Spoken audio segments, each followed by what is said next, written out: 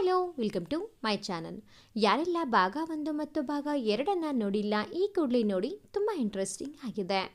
ಕನಸಿನ ಬೆನ್ನೇರಿ ಭಾಗ 3. ತಾನು ವಾಹಿನಿಯವರ ಕೈಗೆ ಸಿಗಲಿಲ್ಲ ಅಂತ ಅಕ್ಷಯಾಗೆ ತೊಂದರೆ ಕೊಟ್ಟಿದ್ದನ್ನು ಸಹಿಸದಾದ ಅಚ್ಯುತ್, ಆದರೆ ತಾನು ಅಂದು ಮಾಡಿದ್ದ ತಪ್ಪು ಅವನನ್ನು ಅಸಹಾಯಕನನ್ನಾಗಿ ಮಾಡಿದ್ದ. ಅದರ ಪರಿಣಾಮದಿಂದ ಒಳಗೊಳಗೆ ಹಿಂಸೆ ಪಡುತ್ತಾ ಅಳುತ್ತಿದ್ದವನನ್ನು ಹೇಗೋ ಒಪ್ಪಿಸಿ ಅವನ ಕೋಣೆಗೆ ಕರ್ಕೊಂಡು ಬಂದು ನಿದ್ರೆಯ ಮಾತ್ರೆ ಕೊಟ್ಟು ಮಲಗಿಸಿದರು ಸುಬ್ರಹ್ಮಣ್ಯ. ಬೆಳಗ್ಗೆ ಎದ್ದಾಗ ತಲೆ ತುಂಬ ಭಾರ ಅನ್ನಿಸಿತು ಅಚ್ಯುತ್ನಿಗೆ. ಜೊತೆಗೆ ಸುಬ್ರಹ್ಮಣ್ಯ ಹೇಳಿದ ವಿಷಯವೂ ನೆನಪಾಯಿತು.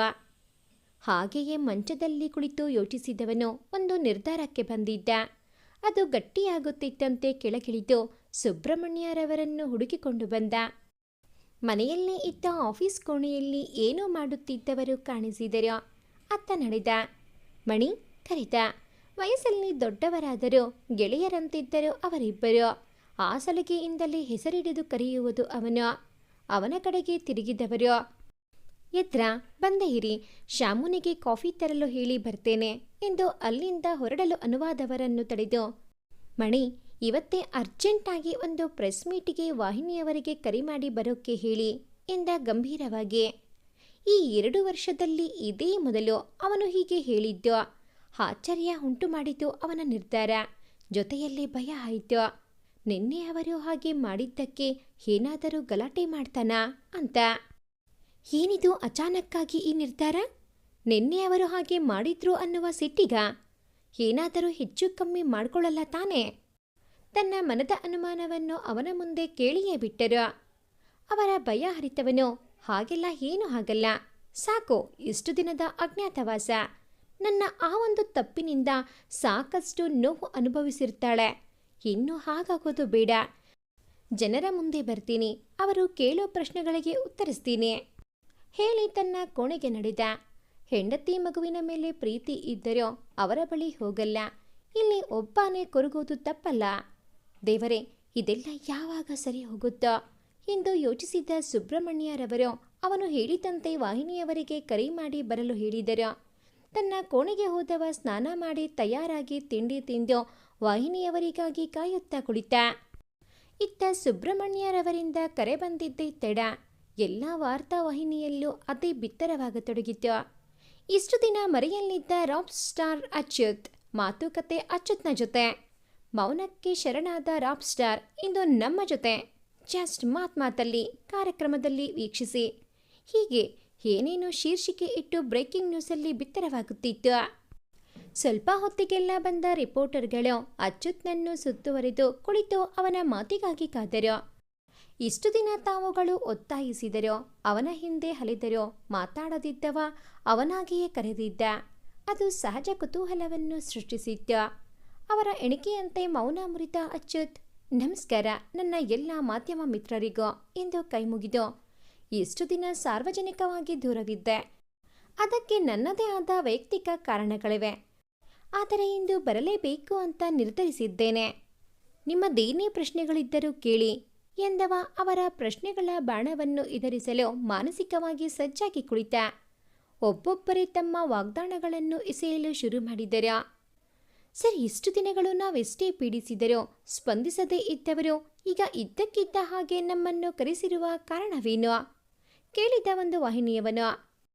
ಹೌದು, ಇಷ್ಟು ದಿನ ಯಾರ ಮುಂದೆಯೂ ಕಾಣಿಸಿಕೊಳ್ಳದೆ ನನ್ನ ಕೆಲಸ ನಾನು ಮಾಡ್ತಾ ಇದ್ದೆ. ಇವತ್ತು ಬರಲೇಬೇಕಾದ ಪರಿಸ್ಥಿತಿ ನೀವೇ ತಂದಿಟ್ಟಿದ್ದೀರಿ ಎಂದ ಒಳಗಡೆ ಕೋಪ ಇದ್ದರೂ ಶಾಂತವಾಗಿ. ಸರ್, ನಿಮ್ಮ ಕೌಟುಂಬಿಕ ಸಂಬಂಧಗಳು ಚೆನ್ನಾಗಿಲ್ಲ ಅನ್ನುವುದು ಎಲ್ಲರಿಗೂ ತಿಳಿದ ವಿಷಯ. ಆದರೂ ನಿನ್ನೆ ನಿಮ್ಮ ವೈಫ್ ಮಿಸಸ್ ಅಕ್ಷಯ ರಾಜ್ ಅವರ ಬಳಿ ನಾವು ಹೋಗಿದ್ದು ತಿಳಿದು ಇವತ್ತು ನಮ್ಮನ್ನೆಲ್ಲ ಕರೆದಿದ್ದ. ಹಾಗಾದರೆ ಕ್ಷಣದಲ್ಲೇ ತೂರಿ ಬಂದಿತ್ತು ಮತ್ತೊಂದು ಬಾಣ. ಹೌದು, ನನ್ನ ಸಲುವಾಗಿ ಈಗ ನನ್ನ ಜೀವನಕ್ಕೆ ಸಂಬಂಧ ಪಡದೇ ಇರುವವರಿಗೆ ತೊಂದರೆ ಕೊಡೋದು ಯಾವ ನ್ಯಾಯ? ನಿಮ್ಮ ತಪ್ಪನ್ನು ಹೇಳಿ ನನ್ನಿಂದ ಆದ ತೊಂದರೆಗೆ ಉತ್ತರ ಕೊಡೋದಕ್ಕೆ ಅಂತಾನೆ ಕರೆಸಿದೆ ನಿಮ್ಮನ್ನೆಲ್ಲ ಎಂದು ಅಷ್ಟೇ ತೀಕ್ಷ್ಣವಾಗಿ ಉತ್ತರಿಸಿದ ವಿಚಲಿತನಾಗದೆ. ನಾವು ಅಲ್ಲಿಗೆ ಹೋಗಿದ್ದು ನಿಮಗೆ ತಿಳಿದಿದೆ ಅಂದರೆ ನಿಮಗೂ ನಿಮ್ಮ ಹೆಂಡತಿಗೂ ನಡುವೆ ಮಾತುಕತೆಗಳಿವೆಯಾ? ಅಥವಾ ಆ ವಿಷಯವಾಗಿ ನಿಮ್ಮ ಜೊತೆ ಜಗಳ ಆಡಿದರ ಅವರು? ಬಂತು ಮತ್ತೊಂದು ಪ್ರಶ್ನೆ. ಈಗ ಅವನ ತಾಳ್ಮೆ ಸ್ವಲ್ಪವೇ ಜಾರುತ್ತಿತ್ತು. ಆದರೂ ಸತತ ಪ್ರಯತ್ನದಿಂದ ಕೋಪವನ್ನು ತಹಬದಿಗೆ ತಂದುಕೊಂಡು, ನೋಡಿ, ನೀವು ಬರೀ ನನ್ನ ವೈಯಕ್ತಿಕ ವಿಷಯ, ದಾಂಪತ್ಯದ ವಿಷಯದ ಬಗ್ಗೆ ಮಾತಾಡಲು ಬಂದಿದ್ರೆ ದಯವಿಟ್ಟು ಇದನ್ನು ಇಲ್ಲಿಗೆ ನಿಲ್ಲಿಸಿಬಿಡೋಣ. ಅಸಮಾಧಾನದಿಂದಲೇ ಹೇಳಿದವ ಅವರ ಉತ್ತರಕ್ಕಾಗಿ ಅವರನ್ನೇ ನೋಡಿದ. ಅವನ ಕೋಪ ಹಾಗೂ ನೇರ ಮಾತಿಗೆ ಕೊಂಚ ಪೆಚ್ಚಾದ ರಿಪೋರ್ಟರ್ಗಳು ತಕ್ಷಣ ಮಾತು ಬದಲಿಸಿ ಅವನ ಇತ್ತೀಚೆಗೆ ಬಿಡುಗಡೆಯಾದ ಹಾಡುಗಳ ಬಗ್ಗೆ ಪ್ರಶ್ನೆಗಳನ್ನು ಕೇಳಿ ಅವನಿಂದ ಉತ್ತರಗಳನ್ನು ಪಡೆದು ತೆರಳಿದರು. ಅವರು ಹೋದ ಬಳಿಕ ಸ್ವಲ್ಪ ಸಮಾಧಾನ ಆದಂತಾಯಿತು. ಹೊಸ ಹಾಡಿನ ಆಫರ್ ಕೊಡಲು ಸಂಗೀತ ನಿರ್ದೇಶಕರೊಬ್ಬರ ಕರೆ ಬಂತೆಂದು ಅವರ ಬಳಿ ಮಾತಾಡಿದ. ಹಿಂದಿನ ರಾತ್ರಿ ಅಕ್ಷಯ ಮನೆಯಲ್ಲೇ ಇದ್ದ ಪಾವನಿ ಇಂದು ಆಸ್ಪತ್ರೆಗೆ ತೆರಳಿದ್ದಳು. ಅವಳು ಹೋದ ಮೇಲೆ ಒಂಟಿತನ ಕಾಣತೊಡಗಿತು. ಆದರೆ ಅವಳಿಗೂ ಬೇರೆಯೇ ಜೀವನವಿದೆ, ವೃತ್ತಿ ಇದೆ ಎನ್ನುವ ಸತ್ಯ ಬಲ್ಲಳು. ಅದಕ್ಕಾಗಿಯೇ ಎಷ್ಟೋ ವಿಷಯಗಳನ್ನು, ತನ್ನ ನೋವನ್ನು ಅವಳಿಂದ ಮುಚ್ಚಿಡುವ ಪ್ರಯತ್ನವನ್ನು ಮಾಡುವಳು. ಆದರೆ ಪಾವನಿಳಿಗೆ ತಿಳಿದು ಬಿಡುತ್ತಿತ್ತು. ಅವಳ ಬಗ್ಗೆಯೇ ಯೋಚಿಸುತ್ತಾ ಕೆಲಸ ಮಾಡಿದಳು ಅಕ್ಷಯ. ಬೆಳಗ್ಗಿನ ಕೆಲಸಗಳನ್ನೆಲ್ಲ ಬೇಗ ಬೇಗ ಮುಗಿಸಿ ಪಾಪು ಜೊತೆ ಸಮಯ ಕಳೆಯಬೇಕು ಅಂತ ಅವಳನ್ನು ಬೇಗ ಸ್ನಾನ ಮಾಡಿಸಿ ಆಟದ ಸಾಮಾನು ಹರಡಿಕೊಂಡು ಕುಳಿತರು ಇಬ್ಬರು. ಇತ್ತೀಚೆಗೆ ಅವಳು ತಂದುಕೊಟ್ಟಿದ್ದ ಪೇಂಟ್ಗಳು ಹಾಗೂ ಕ್ರಯಾನ್ಗಳತ್ತ ಹೆಚ್ಚು ಗಮನ ಹರಿಸುತ್ತಿದ್ದಳು ಅಮೋಘ. ಅದನ್ನು ಗಮನಿಸಿದವಳು ಒಂದು ಬಿಳಿ ಹಾಳೆಯನ್ನು ಅವಳ ಮುಂದಿರಿಸಿ ಪೇಂಟ್ ಡಬ್ಬಗಳನ್ನು ಒಟ್ಟಿಗೆ ಅವಳ ಮುಂದೆ ರಾಶಿ ಹಾಕಿ, ಏನ್ ಮಾಡ್ತಾಳೆ ನೋಡೋಣ ಅಂತ ಅಲ್ಲೇ ಕುಳಿತಳು. ತಾನೇ ಪೇಂಟ್ ಡಬ್ಬದ ಮುಚ್ಚಳ ತೆಗೆದ ಅಮೋಘ ಬ್ರಷ್ ಬದಲು ಬೆರಳನ್ನೇ ಅದ್ದಿಕೊಂಡು ತನ್ನ ಮನಸ್ಸಿಗೆ ಬಂದಂತೆ ಗೆರೆ ಎಳೆದು ಗೀಚಿದಳು. ಒಟ್ನಲ್ಲಿ ಇಡೀ ಹಾಳೆಯಲ್ಲಿ ಎಲ್ಲ ಬಣ್ಣಗಳನ್ನು ತುಂಬಿ ಖುಷಿ ಪಡುತ್ತಿದ್ದಳು. ಅವಳೇನು ಮಾಡುತ್ತಾಳೆ ಎಂಬುದನ್ನು ಗಮನಿಸುತ್ತಿದ್ದ ಅಕ್ಷಯ ತನ್ನ ಮಗಳಿಗೆ ಪೇಂಟಿಂಗ್ನಲ್ಲಿ ಆಸಕ್ತಿ ಇದೆ ಅನಿಸುತ್ತೆ, ಇದರಲ್ಲೇ ಅವಳನ್ನು ಮುಂದೆ ತರಬೇಕು ಅಂತ ನಿರ್ಧಾರ ಮಾಡಿದವಳು ಯಾರಿಗೋ ಕರೆ ಮಾಡಿ ಮಾತಾಡಿದಳು ಅದರ ಬಗ್ಗೆ. ವಾರಕ್ಕೆ 2 ದಿನ ಕ್ಲಾಸ್ಗೆ ಕರ್ಕೊಂಡು ಹೋಗಬೇಕು ಅಂತ ಯೋಚಿಸಿದವಳಿಗೆ ಮನಸ್ಸಿಗೆ ಏನು ಸಮಾಧಾನ ಆದಂತಾಯಿತು. ಕರೆ ಮಾಡಿದವಳು ಅಮೋಘಳತ್ತ ನೋಡಿದರೆ ಕೈಕಾಲುಗಳು ಅಲ್ಪ ಸ್ವಲ್ಪ ಮುಖದ ಮೇಲೂ ಮೆತ್ತಿದ್ದ ಬಣ್ಣಗಳಿಂದ ಮುದ್ದಾಗಿ ಕಾಣುತ್ತಿದ್ದಳು. ತನ್ನ ಮೊಬೈಲ್ನಲ್ಲಿ ಅವಳ 5-6 ಫೋಟೋಗಳನ್ನು ಕ್ಲಿಕ್ಕಿಸಿದಳು. ಬಳಿಕ ಅವಳನ್ನು ಕರ್ಕೊಂಡೋಗಿ ಮತ್ತೆ ಸ್ನಾನ ಮಾಡಿಸಬೇಕಾಯಿತು. ಆಮೇಲೆ ಅವಳನ್ನು ಎತ್ತಿಕೊಂಡು ಬಂದವಳು ಟಿವಿ ನೋಡೋಣ ಅಂತ ಹಾಕಿದವಳು ಮಗಳಿಗೆ ಚಿಂಟು ಚಾನಲ್ ಹಾಕೋಕೆ ಒಂದೊಂದು ಚಾನಲ್ ಬದಲಾಯಿಸುತ್ತಿದ್ದಾಗ ಕಂಡಿತು ಅಚ್ಯುತ್ನ ಸಂದರ್ಶನ. ಚಾನಲ್ ಬದಲಿಸಬೇಕು ಅಂದುಕೊಂಡವಳು ಹಾಗೆ ಮಾಡದೆ ಅವನನ್ನೇ ನೋಡುತ್ತಿದ್ದು ಬಿಟ್ಟಳು. 2 ವರ್ಷಗಳ ಬಳಿಕ ನೋಡಿದ್ದಳು ತನ್ನ ಗಂಡನನ್ನು. ಕಣ್ಣುಗಳು ಅರಿವಿಲ್ಲದೆ ತುಂಬಿತು. ಮನದಲ್ಲಿ, ಅಚ್ಯುತ್, ನೀನು ಹಾಗೆ ನಡ್ಕೋಬಾರ್ದಿತ್ತು ಅವತ್ತು. ಇಬ್ಬರೂ ಸೇರಿ ಮಗಳನ್ನು ನೋಡ್ಕೋಬಹುದಿತ್ತು. ಯೋಚಿಸಿ ಹಾಗೆ ಕಣ್ಣು ಮುಚ್ಚಿ ಸೋಫಾಗೆ ತಲೆಯಾನಿಸಿದವಳ ಕಂಗಳಿಂದ ಬಿಡದೆ ಸುರಿಯುತ್ತಿತ್ತು ಕಂಬನಿ. ಟಿವಿಯಲ್ಲಿ ಇನ್ನು ಅಚ್ಯುತ್ನ ಮಾತುಗಳು ಕೇಳುತ್ತಿದ್ದವು. ಬುದ್ಧಿ ಕೋಪ ವ್ಯಕ್ತಪಡಿಸುತ್ತಿತ್ತು. ಆದರೆ ಮನಸ್ಸು ಅವನ ಸಾಮೀಪ್ಯ ಬಯಸಿತ್ತು. ನೋವು ಹತಾಶೆಯಲ್ಲಿ ಸೋಫಾಗೆ ಒದಿಸಿದ್ದ ಬಟ್ಟೆ ಕೈಯೊಳಗೆ ಸಿಕ್ಕಿ ನಲಗಿತು. ಹಾಗೆಯೇ ಕಣ್ಮುಚ್ಚಿದ್ದವಳನ್ನು ಕಣ್ತೆರೆದು ನೋಡುವಂತೆ ಮಾಡಿದ್ದು ಮಗಳ ಧ್ವನಿ. ಪಕ್ಕದಲ್ಲಿ ಕುಳಿತಿದ್ದವಳು ತನ್ನೆರಡೂ ಕೈಗಳಿಂದ ಕಿವಿಗಳ ಮೇಲೆ ಬಡಿದುಕೊಳ್ಳುತ್ತಾ ಒಮ್ಮೊಮ್ಮೆ ಟಿವಿಯತ್ತ ಕೈ ತೋರಿಸುತ್ತಾ ಬಾಯಲ್ಲಿ ವಿಚಿತ್ರ ಶಬ್ದಗಳ ಜೊತೆ ಆಗಾಗ ಪಾಪ ಎನ್ನುತ್ತಿದ್ದಳು. ಮುಖದಲ್ಲಿ ಖುಷಿ ಸ್ಪಷ್ಟವಾಗಿ ಕಾಣಿಸಿತು ಅವಳಿಗೆ. ಅವಳ ಈ ಸ್ಪಂದನೆಗೆ ಮಾತುಗಳೇ ಬರಲಿಲ್ಲ. ಅಲ್ಲಿ ಕಾಣುತ್ತಿರುವುದು ತನ್ನ ತಂದೆ ಎಂಬುವುದು ಗೊತ್ತಾಗಿದೆ ಅಂದರೆ ಅವಳ ಸ್ಮರಣಶಕ್ತಿಗೆ ಅವಾಕ್ಕಾದಳು ಅಕ್ಷಯ. ಮಗಳನ್ನು ತಬ್ಬಿಕೊಂಡು ಜೋರಾಗಿ ಹತ್ತಳು. ಏನೂ ಅರಿಯದಿದ್ದರೂ ಅಮೋಘ ತನ್ನದೇ ರೀತಿಯಲ್ಲಿ ಅವಳ ಭಾವನೆಗಳನ್ನು ವ್ಯಕ್ತಪಡಿಸುತ್ತಿದ್ದಳು. ತಾಯಿಯ ತೆಕ್ಕೆಯಲ್ಲಿದ್ದರೂ ಆಗಾಗ್ಗೆ ಟಿವಿ ಕಡೆ ಕೈ ತೋರಿಸುತ್ತಿದ್ದಳು. ಅಪ್ಪುಗೆಯನ್ನು ಇನ್ನೂ ಮೃದುವಾಗಿ ಬಿಗಿಗೊಳಿಸಿದ ಅಕ್ಷಯ, ನೋಡು ಅಚ್ಯುತ್, ನಿನ್ನ ಮಗಳನ್ನು ನೀನು ದೂರವಾಗಿ 2 ವರ್ಷ ಆದರೂ ನಿನ್ನ ಮರ್ತಿಲ್ಲ. ತಪ್ಪು ಮಾಡಿಬಿಟ್ಟೆ ನೀನು ಎಂದು ಮನದೊಳಗೆ ಚೀರಿದಳ. ಮಗಳಿಗೆ ಯಾವುದಾದರೂ ಕಾರ್ಟೂನ್ ವಾಹಿನಿ ಹಾಕೋಣ ಅಂತ ಟಿವಿ ಹಾಕಿದವಳಿಗೆ ಅಕಸ್ಮಾತಾಗಿ ಅಚ್ಯುತ್ನ ಸಂದರ್ಶನ ಕಂಡಿತು. 2 ವರ್ಷಗಳ ಬಳಿಕ ಗಂಡನ ಮುಖ ನೋಡಿದವಳ ಮನ ಅವನ ಸಾಮೀಪ್ಯ ಬಯಸುತ್ತಿತ್ತು. ಆದರೆ ಬುದ್ಧಿ ಅಂದು ಅವನಿಂದ ಆದ ತಪ್ಪನ್ನು ಮನ್ನಿಸಲು ತಯಾರಿರಲಿಲ್ಲ. ಅದೇ ಯೋಚನೆಯಲ್ಲಿ ದ್ವಂದ್ವಗಳ ನಡುವೆ ಸಿಲುಕಿ ಒದ್ದಾಡುತ್ತಿದ್ದರೆ ಮಗಳು ಅಮೋಘ ತಂದೆಯನ್ನು ಟಿವಿಯಲ್ಲಿ ನೋಡಿ ಗುರುತು ಹಿಡಿದು ಅವಳದೇ ರೀತಿಯಲ್ಲಿ ಖುಷಿ ವ್ಯಕ್ತಪಡಿಸಿದಳು. ಅದನ್ನು ಕಂಡ ಅಕ್ಷಯಾಗೆ ಆಶ್ಚರ್ಯದ ಜೊತೆ ಒಳಗೊಳಗೆ ಖುಷಿಯಾಗಿತ್ತು. ಆದರೂ ಮಗಳ ನೋವು ಅರ್ಥವಾಗಿ ಗಂಡನ ಮೇಲೆ ವಿಪರೀತ ಸಿಟ್ಟು ಬಂತು. ಮಗಳನ್ನು ಅಪ್ಪಿ ಹಿಡಿದಿದ್ದ ಅಕ್ಷಯ, ನೋಡ್ತಿರೋ ಅಚ್ಯುತ್, ನಮ್ಮ ಮಗಳನ್ನು ಎಲ್ಲರೂ ಗುರುತಿಸೋ ಹಾಗೆ ಮಾಡ್ತೀನಿ. ನೀನವಳನ್ನು ಹಾಡುಗಾರ್ತಿ ಮಾಡಬೇಕು ಅಂತ ಅಂದ್ಕೊಂಡೆ, ಆದರೆ ಅವಳಿಗಿರೋ ಸಮಸ್ಯೆಯಿಂದ ಅದು ಸಾಧ್ಯ ಇಲ್ಲ ಅಂತ ಗೊತ್ತಾದಾಗ ನೀನು ನಿನ್ನ ಕನಸನ್ನು ಬಿಟ್ಟು ಅವಳ ಜೊತೆ ಇರಬೇಕಿತ್ತು. ಆದರೆ ನೀನು ಮಾಡಿದ್ದೇನೋ, ನಿನ್ನ ಹಾಗೆ ಸ್ವಾರ್ಥಿ ನಾನಾಗಲ್ಲ ಎಂದುಕೊಂಡವಳ ಮನದಲ್ಲಿ ಈ ಕ್ಷಣ ಮೊಳೆತು ಸಸಿಯಾದ ಮಗಳ ಜೀವನಕ್ಕೆ ಬಣ್ಣ ತುಂಬುವ ಮಹತ್ವದ ನಿರ್ಧಾರ ಗಟ್ಟಿಯಾಗಿ ಬೇರೂರಿ ಮನದಾಳಕ್ಕೆ ಇಳಿಯುತ್ತಿತ್ತು. ತಾನು ಏನೇ ನಿರ್ಧಾರ ತೆಗೆದುಕೊಂಡರೋ ಪಾವನಿ ಬಳಿ ಹೇಳುತ್ತಿದ್ದರಿಂದ ಇಂದು ಅದೇ ಕೆಲಸ ಮಾಡಿದ್ದಳು. ಅವಳಿಗೂ ಇದರಿಂದ ಖುಷಿಯಾಯಿತು. ಮಧ್ಯಾಹ್ನ ಊಟದ ಬಳಿಕ ಮಗಳನ್ನು ಮಲಗಿಸಿ ಸಮಾಧಾನದಿಂದ ಕುಳಿತು ಬೆಳಗ್ಗೆ ನೋಡಿದ ಅಚ್ಯುತ್ನ ಸಂದರ್ಶನದ ಬಗ್ಗೆ ಯೋಚಿಸಿದಳು. ಇಂದು ಅವನಾಡಿದ ಮಾತುಗಳನ್ನೆಲ್ಲ ಮತ್ತೆ ಮತ್ತೆ ನೆನಪಿಸಿಕೊಳ್ಳುತ್ತಿದ್ದವಳು. ಅಲ್ಲ, ಅವನು ಹೊರಗೆಲ್ಲೂ ಕಾಣಿಸ್ತಿಲ್ಲ, ಸಂದರ್ಶನಕ್ಕೆ ಸಿಗ್ತಾ ಇಲ್ಲ ಅಂತ ನಿನ್ನೆ ತಾನೇ ಬಂದು ಗಲಾಟೆ ಮಾಡಿದ್ರಲ್ಲ, ಇವತ್ತು ಬೆಳಗ್ಗೆ ನೋಡಿದ್ರೆ ಸಂದರ್ಶನ ಬಂದಿದೆ. ಅದು 2 ವರ್ಷ ಇಲ್ಲದೆ ಇರೋದು ಅಂದರೆ ನಮ್ಮ ಬಗ್ಗೆ ಅವನಿಗೆ ಗೊತ್ತಾಗಿದೆಯಾ? ಛೇಚೆ, ಅದು ಹೀಗೆ ಸಾಧ್ಯ? ಕನಸಿನ ಬೆನ್ನೇರಿ ಮನುಷ್ಯತ್ವ ಮರೆತವನಿಗೆ ನಮ್ಮ ಬಗ್ಗೆ ತಿಳ್ಕೊಳ್ಳೋ ಅಷ್ಟು ಸಮಯ, ಆಸಕ್ತಿ ಏನಿರುತ್ತೆ? ಹಾಗಿದ್ದಿದ್ರೆ ಈ 2 ವರ್ಷದಲ್ಲಿ ಒಮ್ಮೆಯೂ ಕಾಣಿಸಿಕೊಂಡಿಲ್ಲ ಎದುರಿಗೆ. ಇದು ಕಾಕತಾಳೀಯ ಇರಬಹುದು. ಹೀಗೆ ಏನೇನೋ ಅಂದುಕೊಂಡಳು. ಎಷ್ಟೇ ಯೋಚಿಸಿದರೋ ಅಂದು ಅವನು ಮಾತಾಡಿದ್ದ ಕರ್ಣ ಕಠೋರ ಮಾತುಗಳೇ ಮತ್ತೆ ಮತ್ತೆ ಕೇಳಿದಂತಾಗುತ್ತಿತ್ತು. ನಿಷ್ಕರುಣೆಯಿಂದ ಹೊರಟೋಗು ಎಂದಿದ್ದ.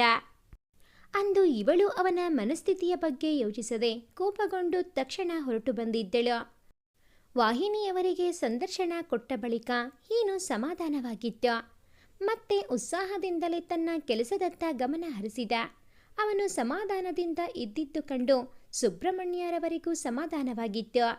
ಮೊದಲೆಲ್ಲ ಬಹಳ ಖಿನ್ನತೆಯಿಂದ ಇರುತ್ತಿದ್ದ, ನಿದ್ರೆ ಮಾಡಲು ವೈದ್ಯರು ಕೊಡುತ್ತಿದ್ದ ಮಾತ್ರೆಯ ಸಹಾಯ ಬೇಕಿತ್ತು.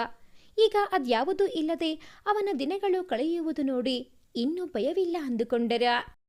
ಇತ್ತ ಅಚ್ಯುತ್ನಿಗೆ ಎಂದಿನಂತೆ ಅಕ್ಷಯಾಳ ಬೋಟಿಕ್ನಲ್ಲಿ ಏನೇ ನಡೆದರೂ ತಿಳಿದು ಬಿಡುತ್ತಿತ್ತಾದರೂ ಮನೆಯ ಮಗಳ ವಿಷಯಗಳು ಯಾವುವೂ ಅವನನ್ನು ತಲುಪುತ್ತಿರಲಿಲ್ಲ. ಆಗಾಗ ಮಡದಿ ಮಗುವಿನ ನೆನಪು ತೀವ್ರವಾಗಿ ಹೃದಯ ಹಿಂಡಿದರೂ ಮತ್ತೆ ಅಲ್ಲಿಗೆ ಹೋಗುವ ಅಥವಾ ಅವರ ಮುಂದೆ ನಿಲ್ಲುವ ಧೈರ್ಯ ಬರಲೇ ಇಲ್ಲ.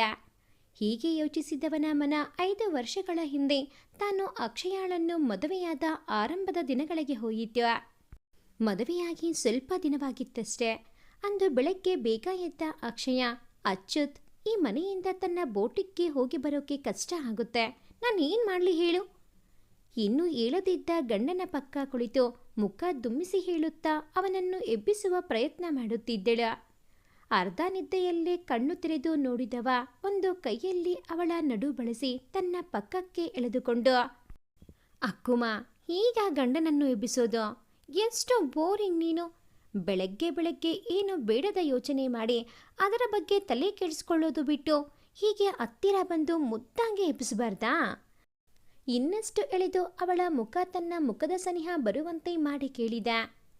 ಅವನು ಹಾಗೆ ಮಾಡುವನೆಂದು ಯೋಚಿಸಲಿಲ್ಲ ಅವಳು. ಕಣ್ಣು ಬಲವಾಗಿ ಮುಚ್ಚಿದಳು, ಸಿಕ್ಕಿ ಹಾಕಿಕೊಂಡೆ ಇವನ ಕೈಯಲ್ಲಿ ಎಂಬಂತೆ. ಈಗ ನಾಚಿಕೆಯಲ್ಲಿ ಕೆನ್ನೆಗಳು ರಂಗೇರಿದವು. ಕಿಟಕಿಯಿಂದ ಇಣುಕಿದ ಸೂರ್ಯರಶ್ಮಿಯ ಬೆಳಕಿಗೆ ಮತ್ತಷ್ಟು ಒಳೆದ ಕದಪುಗಳು ಅವನ ನಿದ್ರೆಯನ್ನು ಮಾರುದೂರ ಓಡಿಸಿತು. ಬಿಡು ನೀನು, ನಾನೇನೋ ಗಂಭೀರ ವಿಷಯ ಮಾತಾಡಲು ಬಂದ್ರೆ ಹೀಗೆ ಮಾಡೋದಾ? ಮೋಸ ಇದು ಎಂದವಳು ಅವನಿಂದ ಬಿಡಿಸಿಕೊಳ್ಳಲು ಕೊಸರಾಡಿದಳು. ಕೊಸರಾಡಿದಷ್ಟು ಅವನ ಹಿಡಿತ ಇನ್ನಷ್ಟು ಬಲವಾಗಿ ಸೋಲುತ್ತಿದ್ದಳು. ಅಕ್ಕು, ಐ ಲವ್ ಯು ಪಿಸುಗುಟ್ಟಿದ ಅವಳ ಕಿವಿಯ ಬಳಿಯ ಕೂದಲು ಸರಿಸಿ. ಬೇಡ ಕಣೋ ಪ್ಲೀಸ್, ಬೆಳಗ್ಗೆ ಬೆಳಗ್ಗೆ ಏನು ನಿಂದು ಎಂದವಳ ಧ್ವನಿ ಕ್ಷೀಣಿಸಿತು. ಅವನ ಚರ್ಯೆಗೆ ಸೋತವಳು ಹರವಾದ ಅವನ ಎದೆ ಮೇಲೆ ತಲೆ ಇಟ್ಟು ಹಾಗೆ ಮಲಗಿದಳು. ಅವನೆದೆ ಬಡಿತ ಕೇಳುತ್ತ ಹಾಗೆ ತಬ್ಬಿಕೊಂಡು, ಅಕ್ಕೋ, ಮುಂದೆ ನಮಗೆ ಮಗುವಾಗುತ್ತಲ್ಲ, ಅವರನ್ನು ನನ್ನ ಹಾಗೆ ಸಿಂಗರ್ ಮಾಡ್ತೀನಿ. ನಾನು ಇಲ್ಲಿಗೆ ತಲುಪಲು ಪಟ್ಟ ಕಷ್ಟ ಅವರಿಗೆ ಆಗಬಾರ್ದು. ನಾನು ಬೆಳೆಯುವಾಗ ತುಳಿದವರ ಮುಂದೆ ನಾನು ಬೆಳೆದು ನನ್ನ ಮಕ್ಕಳನ್ನು ಎತ್ತರಕ್ಕೆ ಬೆಳೆಸಿದಾಗಲೇ ನಾನು ಪಟ್ಟ ಶ್ರಮ ಸಾರ್ಥಕ ಆಗೋದು ಎನ್ನುತ್ತಿದ್ದ ಉದ್ವಿಗ್ನತೆಯಿಂದ. ಅವನ ಕನಸುಗಳ ಬಗ್ಗೆ ಕೇಳಿ ಖುಷಿಯಾದರೂ ಎಲ್ಲೋ ಒಂದು ಕಡೆ ಭಯವಾಗಿತ್ತು ಅವಳಿಗೆ. ಎಲ್ಲಾದರೂ ಈಡೇರದೇ ಇದ್ದರೆ ಇವನ ಪರಿಸ್ಥಿತಿ ಏನಾಗುವುದೋ ಎಂದು. ಅಚ್ಯುತ್, ನಿನ್ನ ಕನಸು ಗುರಿ ಎಲ್ಲವೂ ಸರಿ, ಹಾಗಂತ ಅದರ ಹಿಂದೆ ಹೋಗಿ ಇಂದಿನ ಖುಷಿ ಕಳ್ಕೊಳ್ಳೋದು ಬೇಡ ಕಣೋ. ಏನೇ ಆದರೂ ಖುಷಿಯಿಂದ ಇರೋಣ, ಬಂದಿದ್ದನ್ನು ಬಂದ ಹಾಗೆ ಸ್ವೀಕರಿಸೋಣ, ಆಯ್ತಾ ಎಂದು ವಾಸ್ತವದ ಬಗ್ಗೆ ಮಾತಾಡಿ ಅವನನ್ನು ಸಮಾಧಾನಿಸಿದಳು. ಅವನಿಗೆ ಅದು ಅವಳ ಋಣಾತ್ಮಕ ಯೋಚನೆ ಎನಿಸಿ ಅಸಮಾಧಾನ ಆಯಿತು. ಪ್ಲೀಸ್ ಅಕ್ಕೋ, ಹೀಗೆಲ್ಲ ಹೇಳಬೇಡ. ನನ್ನ ಕನಸುಗಳೇ ಜೀವನದ ಗುರಿ, ನೀನದನ್ನು ಈಡೇರಿಸುವಲ್ಲಿ ನನಗೆ ಜೊತೆಯಾಗೋ ಅಷ್ಟೇ ಎಂದವನ ಧ್ವನಿಯಲ್ಲಿ ಈ ಮೊದಲಿದ್ದ ಮೃದುತ್ವ ಹೋಗಿ ಕಠಿಣತೆ ಇಣುಕಿತ್ತು. ಹೀಗೆ ಯೋಚಿಸಿದವನ ಯೋಚನಾ ಲಹರಿಗೆ ತಡೆಯೊಡ್ಡಿದ್ದು ರಿಂಗಣಿಸಿದ ಅವನ ಮೊಬೈಲ್. ಕರೆ ಸ್ವೀಕರಿಸಿ ಮಾತಾಡಿದ ಮೇಲೂ ಅಕ್ಷಯಾಳ ಬಗ್ಗೆ ಯೋಚಿಸಿತು ಮನ. ನಾನು ಮನಸಾರೆ ಇಷ್ಟಪಟ್ಟ ಹುಡುಗಿ ಅವಳು. ಅದೆಷ್ಟು ಚೆನ್ನಾಗಿತ್ತು ಆ ದಿನಗಳು. ತನ್ನ ಮನವನ್ನು ಅರ್ಥ ಮಾಡಿಕೊಂಡು ಸಹಭಾಗಿಯಾಗಿದ್ದಳು. ಮಗುವಾದ ಮೇಲಂತೂ ಅವಳನ್ನು ಮಗುವಿನ ಹಾಗೆಯೇ ನೋಡಿಕೊಂಡಿದ್ದೆ. ಅವಳ ತಾಯಿಗಿಂತ ಹೆಚ್ಚಾಗಿ ನಾನೇ ನೋಡಿಕೊಂಡಿದ್ದು. ಅವರು ಒಂದಷ್ಟು ದಿನ ಇದ್ದವರು ಮಾವ ಒಬ್ಬರೇ ಆಗ್ತಾರೆ ಅಂತ ಹೊರಟು ಹೋಗಿದ್ದರಲ್ಲ. ಮಗಳ ಸಮಸ್ಯೆ ಗೊತ್ತಾದ ದಿನ ನನ್ನ ಮನಸ್ಸು ಸ್ಥಿಮಿತ ಕಳೆದುಕೊಂಡಿತ್ತು. ಆಘಾತ ತಡೆಯಲಾರದೆ. ಆದರೆ ಅವಳಾದರೂ ಸಮಾಧಾನದಿಂದ ಇರಬಹುದಿತ್ತು. ಆದರೆ ಅವಳು ಕೋಪಗೊಂಡಳು ಎಂದು ಒಮ್ಮೆ ಯೋಚಿಸಿದರೆ ಮತ್ತೊಮ್ಮೆ ಅವಳ ಕೋಪವು ನ್ಯಾಯವಾಗಿತ್ತೇ ಅಲ್ವಾ? ಮಗುವಿನ ಬಗ್ಗೆ ತಂದೆಗಿಂತಲೂ ತಾಯಿಗೆ ಮಮಕಾರ ಜಾಸ್ತಿ. ಮಗು ಹೀಗಿದ್ದರೂ ತಾಯಿಗದು ಪ್ರಪಂಚವೇ ಆಗಿರುತ್ತೆ. ಅದರ ನಂತರವೇ ಗಂಡ, ಮನೆ ಎಲ್ಲ ಎಂದು ಅವಳ ಪರ ಯೋಚಿಸುತ್ತಾನೆ. ಒಮ್ಮೊಮ್ಮೆ ಹೋಗಿ ಕ್ಷಮೆ ಕೇಳಿ ಇಲ್ಲಿಗೆ ಕರೆತರಲೆ ಎಂಬ ಯೋಚನೆಯೂ ಬಂದಿದೆ. ಇದರ ಬಗ್ಗೆ ಯೋಚಿಸಿ ಅರ್ಧ ದಾರಿಯವರೆಗೂ ಹೋಗಿ ಬಂದಿದ್ದೇನೆ. ಆದರೆ ಪ್ರತಿ ಸಲವೂ ಅವನೇ ಅಂದು ಆಡಿ ನೋಯಿಸಿದ ಮಾತುಗಳು ನೆನಪಿಗೆ ಬಂದು ಈಗ ಹೋದರೆ ಖಂಡಿತ ನನ್ನ ಕ್ಷಮಿಸಲಾರಳು ಎನ್ನುವ ವಾಸ್ತವ ಕಣ್ಣ ಮುಂದೆ ಬಂದು ಪ್ರಪಾತಕ್ಕೆ ಬಿದ್ದಿದ್ದಾನೆ. ಕೆಲವು ದಿನಗಳ ನಂತರ ಆ ಪ್ರಯತ್ನವನ್ನೇ ಬಿಟ್ಟು ಬಿಟ್ಟವನು ತನ್ನ ಕೆಲಸಗಳಲ್ಲಿ ತೊಡಗಿಸಿಕೊಂಡ. ಇತ್ತೀಚೆಗೆ ತಾನೇ ಸಾಹಿತ್ಯ ಬರೆದು ಸಂಗೀತ ಸಂಯೋಜನೆ ಮಾಡಿ ಒಂದು ಆಲ್ಬಮ್ ತಯಾರು ಮಾಡುವುದರಲ್ಲಿ ಮಗ್ನನಾದ. ಅದರಲ್ಲೇ ಹೆಚ್ಚಿನ ಸಮಯ ಕಳೆಯುತ್ತಿದ್ದರಿಂದ ಬೇರೆ ಕಡೆ ಚಿತ್ತ ಸರಿಯಲು ಸಮಯವೂ ಇರುತ್ತಿರಲಿಲ್ಲ. ಆದರೆ ತಾವು ಎಣಿಸದಂತೆ ಜೀವನ ನಡೆಯಬೇಕಲ್ಲ, ವಿಧಿಯ ಆಟ ಬೇರೆಯೇ ಇತ್ತು. ದಿನಗಳು ವಾರಗಳು ಸದ್ದಿಲ್ಲದೆ ಸರಿಯುತ್ತಿದ್ದವು. 6 ವರ್ಷದ ಅಮೋಘ ಈಗ ಕಲರ್ಸ್ ಚಿತ್ರಕಲಾ ಶಾಲೆಯ ವಿದ್ಯಾರ್ಥಿನಿ. ಅಕ್ಷಯಾಳೆ ವಾರಕ್ಕೆ 3 ದಿನ ಅವಳನ್ನು ಕರ್ಕೊಂಡೋಗಿ ಅವಳ ಜೊತೆ ಇದ್ದು ಬರುತ್ತಿದ್ದಳು. ಮೊದಲೆಲ್ಲ ಕೈಯಲ್ಲಿ ಬಣ್ಣಗಳನ್ನು ಅದ್ದಿ ಹಾಳೆಯ ಮೇಲೆ ಗೀಚುತ್ತಿದ್ದವಳು ಈಗ ಬ್ರಷ್ ಸರಿಯಾಗಿ ಹಿಡಿಯಲು ಕಲಿತಿದ್ದಳು. ಬೇರೆ ಮಕ್ಕಳು 1 ತಿಂಗಳಲ್ಲಿ ಕಲಿಯುವುದು ಇವಳಿಗೆ ಕಲಿಯಲು 3-4 ತಿಂಗಳು ಬೇಕಾಗುತ್ತಿತ್ತು. ಆದರೂ ಅವಳ ಟೀಚರ್ ಬಹಳ ತಾಳ್ಮೆಯಿಂದಲೇ ಹೇಳಿಕೊಡುತ್ತಿದ್ದರು. ಈಗಲೂ ಸರಿಯಾಗಿ ಮಾತಾಡಲು ಆಗುತ್ತಿರಲಿಲ್ಲ. ಆದರೂ ಮುಂಚಿನ ಥರ ಹಠಮಾರಿಯಾಗಿರಲಿಲ್ಲ. ಮೊದಲೆಲ್ಲ ಅವಳ ಜೊತೆ ಆಡಲು ಬಂದವರಿಗೆ ಏನಾದರೂ ತೊಂದರೆ ಮಾಡುತ್ತಿದ್ದವಳು ಈಗ ಅಕ್ಷಯ ಹೇಳಿದಂತೆ ಸ್ವಲ್ಪ ಮಟ್ಟಿಗೆ ಕೇಳುತ್ತಿದ್ದಳು. ಅವಳ ವರ್ತನೆಯಲ್ಲಿ ಸುಧಾರಿಕೆ ಕಂಡಾಗ ಒಮ್ಮೊಮ್ಮೆ ಅವಳ ತೊಂದರೆ ತಮ್ಮ ಗಮನಕ್ಕೆ ಬಂದ ದಿನ ಅವರ ಮನೆಯ ನಾಯಿ ಮರಿ ರೂಬಿಗೆ ಅವಳು ಪರಿಚಿದ್ದು ಗಾಯ ಮಾಡಿದ್ದು ನೆನಪಾಗಿ ಬೆಚ್ಚಿ ಬೀಳುತ್ತಿದ್ದಳು. ಇವಳೆಷ್ಟೇ ಮುದ್ದು ಮಾಡಿದರೋ, ಅವಳ ಜೊತೆ ಸಾಧ್ಯವಾದಷ್ಟು ಸಮಯ ಕಳೆದರೋ ತಂದೆ ಜೊತೆ ಇಲ್ಲದ ಕೊರತೆಗೆ ಆಗಾಗ ಮಂಕಾಗುತ್ತಿದ್ದಳು. ಅನೇಕ ಸಲ ಡಾಕ್ಟರ್ ಸುಮನ್ ಕೂಡ ಈ ವಿಷಯವನ್ನು ಅವಳ ಗಮನಕ್ಕೆ ತಂದಿದ್ದರೂ ಕೂಡ ಇದರ ಬಗ್ಗೆ ಮುಂದಿನ ವಾರ ಪಾವನೆ ಬಂದಾಗ ಅವಳ ಜೊತೆ ಹೇಳ್ಕೋಬೇಕು ಅಂತ ನಿರ್ಧರಿಸಿದಳು. ಅಚ್ಯುತ್ ಮತ್ತು ಅಕ್ಷಯ ಅಮೋಘಳಿಗೋಸ್ಕರ ಒಂದಾಗಬೇಕಾ, ಇಲ್ಲ ಅವರಿಬ್ಬರು ಪ್ರೀತಿಯಿಂದ ಒಂದಾಗಬೇಕಾ? ನೀವೇ ಕಾಮೆಂಟಲ್ಲಿ ತಿಳಿಸಿ. ಭಾಗ 4 ಮುಂದುವರಿಯುತ್ತದೆ. ಭಾಗ 4ರ ನೋಟಿಫಿಕೇಷನ್ಸ್ ನಿಮಗೆ ಬರಬೇಕು ಅಂತ ಅಂದರೆ ಈ ಕೂಡಲೇ ಈ ಚಾನಲ್ಗೆ ಸಬ್ಸ್ಕ್ರೈಬ್ ಆಗಿ. ಹಾಗೆಯೇ ಈ ಒಂದು ಕತೆ ನಿಮಗೆ ಇಷ್ಟ ಆಗಿದ್ದಲ್ಲಿ ಪ್ಲೀಸ್ ಲೈಕ್ ಮಾಡಿ, ಶೇರ್ ಮಾಡಿ, ಹಾಗೆಯೇ ಕಾಮೆಂಟ್ ಮಾಡೋದನ್ನು ಮರಿಬೇಡಿ. Thanks for watching this video.